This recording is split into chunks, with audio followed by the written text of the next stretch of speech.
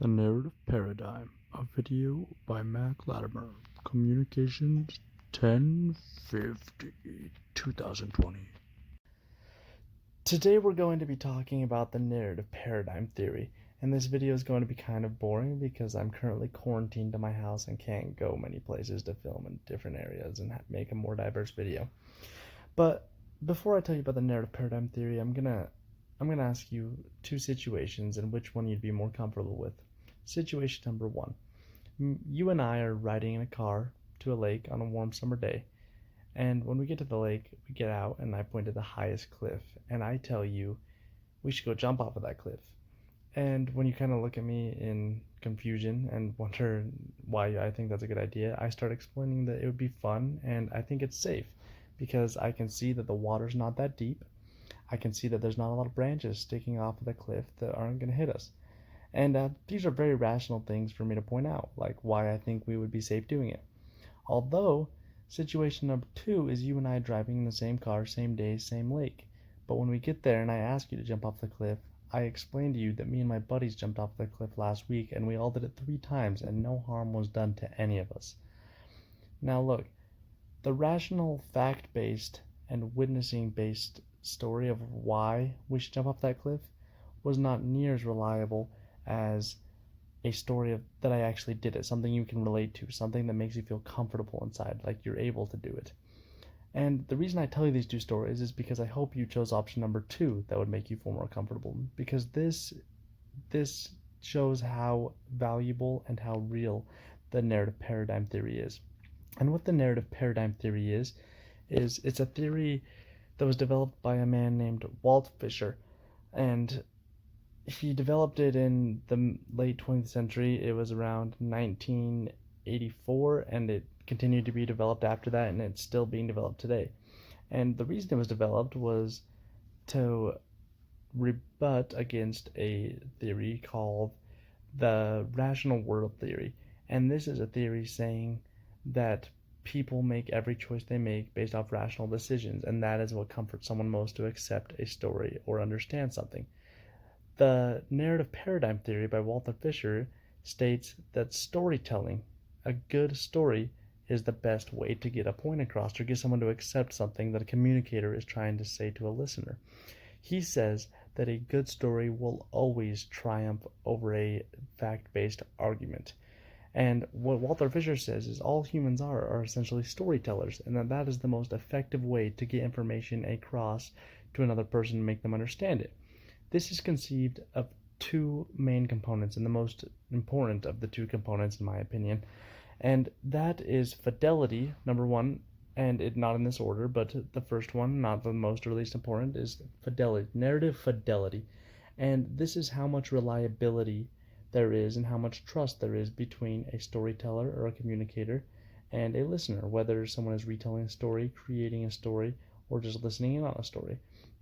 The trust between the communicator and the listener is called the fidelity of a story.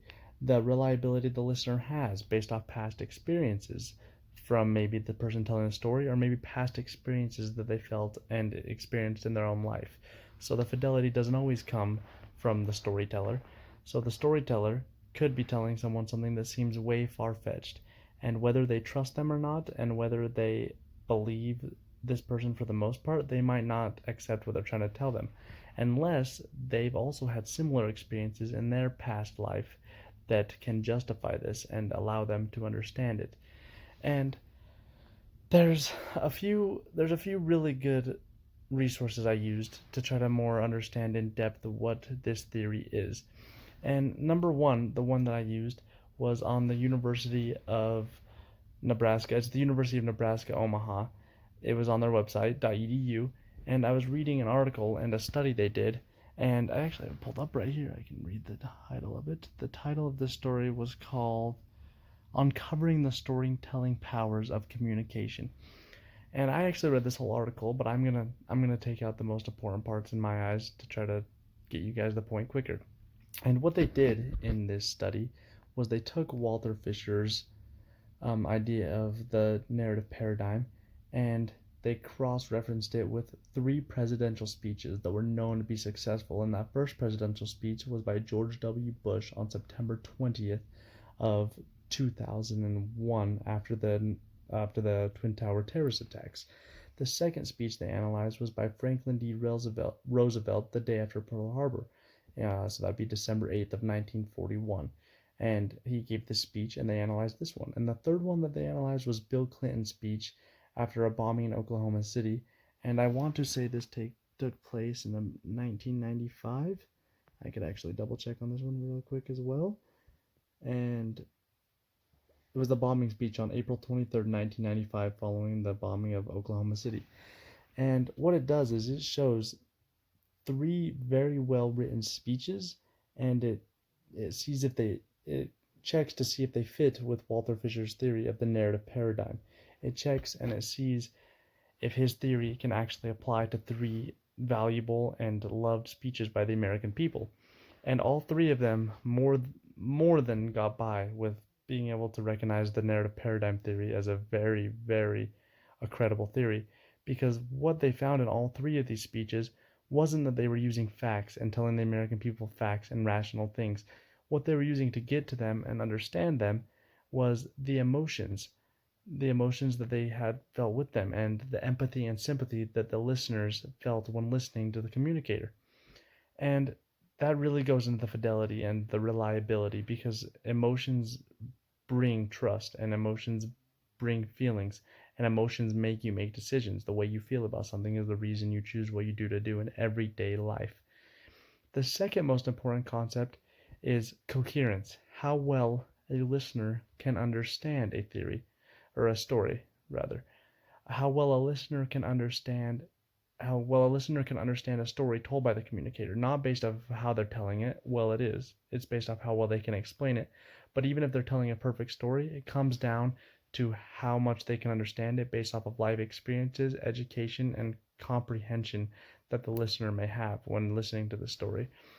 And I find this very, very interesting, because the rational world theory, which explains that people do things out of rationality and logic, is something that I also find very interesting, and I honestly believe parts of both of these theories. And a lot of people think that they butt heads, but I like to think that they coincide with each other, because I don't think that it's all one or all the other.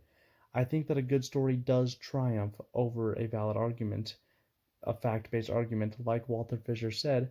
However, I think a good story, even though it may not go along with the rational choice theory or the rational world theory, they're both very similar. It may I also say the rational choice theory was developed by a guy named Caesar Bessaria, and this was in the late 18th century, and it could have even been going back, because the father of the rational choice theory is considered to be Adam Smith in the 1770s, when he stated that the invisible hand was the influence that made people choose what they do to do. That was a side note. I'm sorry, I needed to update on you on the background of that. But what I'm saying, as far as they coincide, is that a good storyteller creates logic in their head, not based off of fact-based arguments or logical-based statements, but based off a good story that reaches the emotions and reaches relatability between communicators and listeners. And once this happens, I think this forms logic, like the story I told in the beginning. Me jumping off the cliff with all my friends last week is a story. However, that forms logic in your head that it's safe. Whereas a fact, like the branches sticking out are long enough to hit us and the water looks deep enough to jump in, those are facts, but those might not comfort you enough to jump off the cliff unless you're crazy like some of the people that I do know. Another thing that I wanted to bring up, I actually wanted to read this, was off of saganmoro.com, and they explained one of the best ways that these coincide with each other. And what they said is the rational world paradigm, rooted in the sciences, states that humans are essentially rational beings, and goes on to explain the reasoning behind this assumption. The narrative paradigm theory, however, presents the alternative humanistic view, which takes a step further and states that humans are essentially storytellers. In Fisher's own words, the narrative paradigm refers to a theory of symbolic actions, words, and or deeds that have sequence meaning, and for those who live, create, or interpret them. So it's not just about the fidelity of the person listening. It's about the fidelity of everyone listening, the fidelity of the person retelling the story, the fidelity of the person who created the story. And it's not just about the coherence of the listener. It's about the understanding of the communicator of what he's telling and how well he understands what he's telling. And I find this very, very interesting. I think that going into depth and learning about this theory was very important. I think it can help anyone who realizes it's important, because the more you realize it, the more conscious you can be when communicating with people of what makes you feel comfortable and why you think about things the way you do.